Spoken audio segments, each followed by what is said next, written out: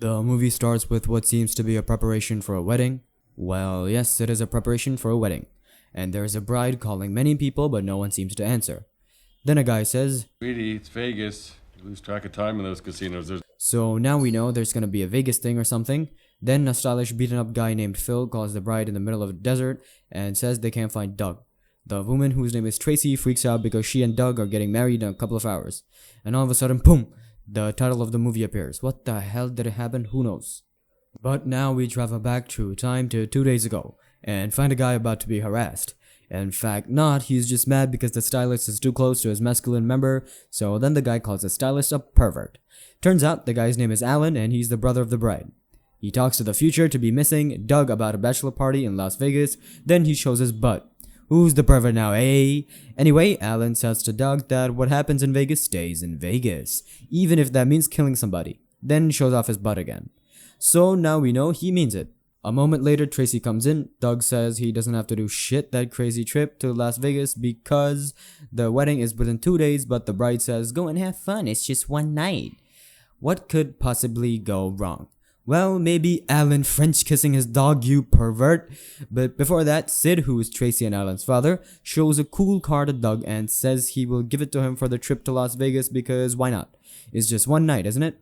Then Sid too says, remember, what happens in Vegas stays in Vegas. so Doug says, and suddenly a school. And we find Phil, who is the guy calling Tracy from the desert, and we discover he's a teacher, but teachers don't earn enough, so he steals the kids' money that was supposed to be used for a school trip. He is so wise. Meanwhile, Alan and Doug are waiting outside for Phil, but Alan says he can't get near schools or Chuck E. Cheese's because he's a pervert, I told you. Then the three of them drive back to look for Stu, a dentist whose girlfriend is a control freak witch. She's worried about Stu making that trip, but Stu says he would never even risk his relationship for a moment of lust. Aww. Now the four are driving and having fun, and then when they stop to fill in gas, we discover that the control freak witch who Stu dates once cheated on him.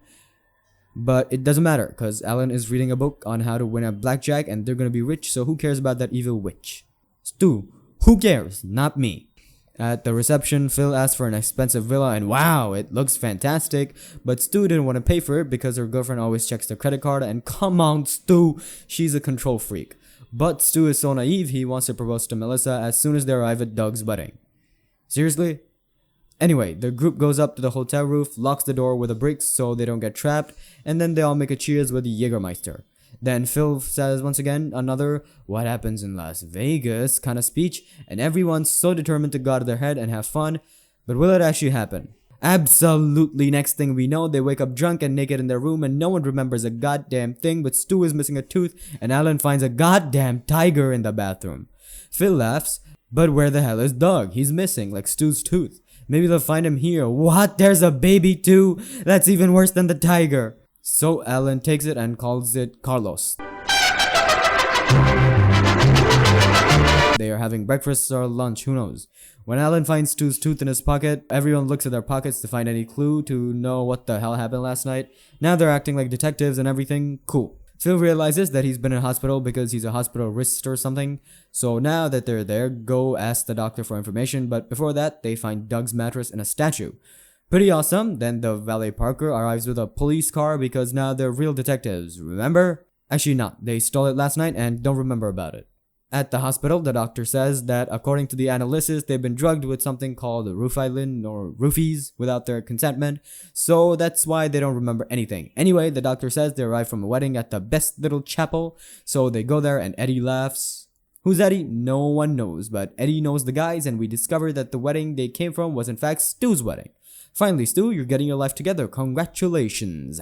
Wow, beautiful girl. They found out her name is Jade and also get her address. So they think, okay, let's go to this woman's house. So we find her and ask her where Doug is and everything. Great plan, although Stu is all nervous and mad, so he breaks things. Man, relax already. But how can you relax when all of a sudden two guys with guns and baseball bats start smashing the police car? I don't know, I couldn't relax either. So Eddie gets shot, the three guys escape and go to a motel to find Stu's wife, who happens to be the baby's mother.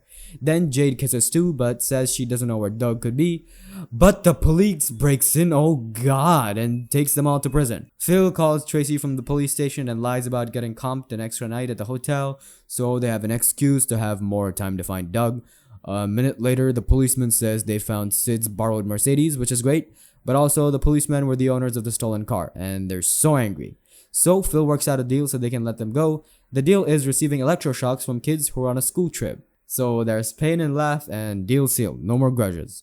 Now they go to find their car, and the good news is that it's still intact. Sure, it had a condom inside and a naked Chinese guy in their trunk, but hey, the car was still intact. Well, the Chinese guy runs away and Alan confesses he was the one who put drugs on the Jägermeister. He says he told them it was ecstasy, not Rufilin, and that he thought it would be a great idea to drug them all without their previous approval.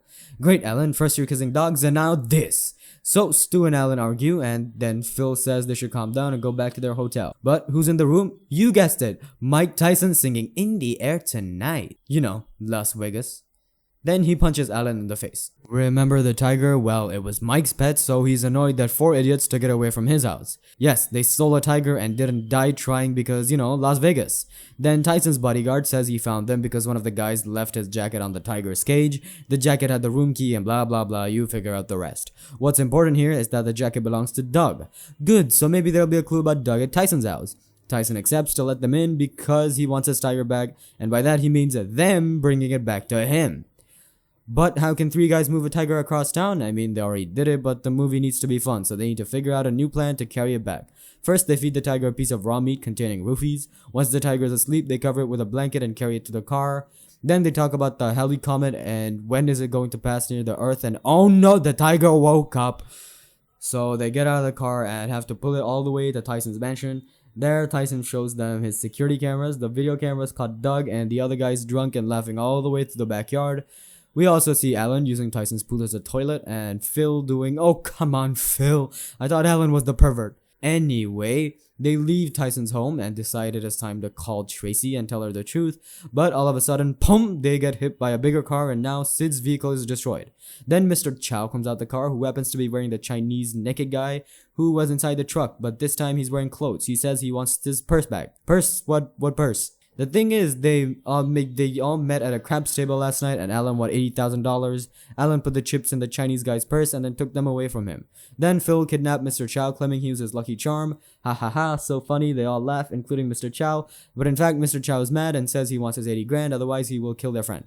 Oh no way, so Doug has been with Mr. Chow all this time. Now the guys go back to the hotel room to find the bag with the money, but there is nothing. So what are they gonna do? They'll use the power of knowledge.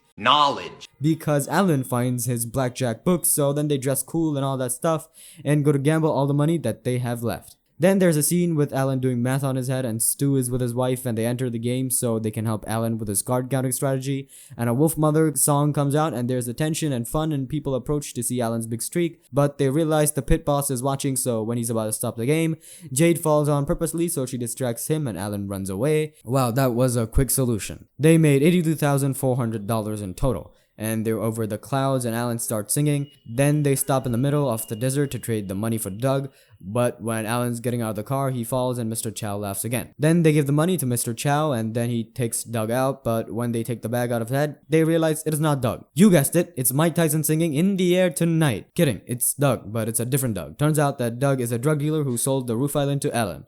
Phil wants the money back, but Mr. Chow does this, so he is not planning to give it back. Next scene goes back to the beginning of the movie with Phil calling Tracy to tell her they won't arrive at the wedding because Doug lost, and well, you already know the deal. Meanwhile, the drug dealer realizes that he had mixed the bags up when selling the drugs to Alan. He sold him Roof Island by mistake, thinking he was giving him ecstasy. Best dealer in the world.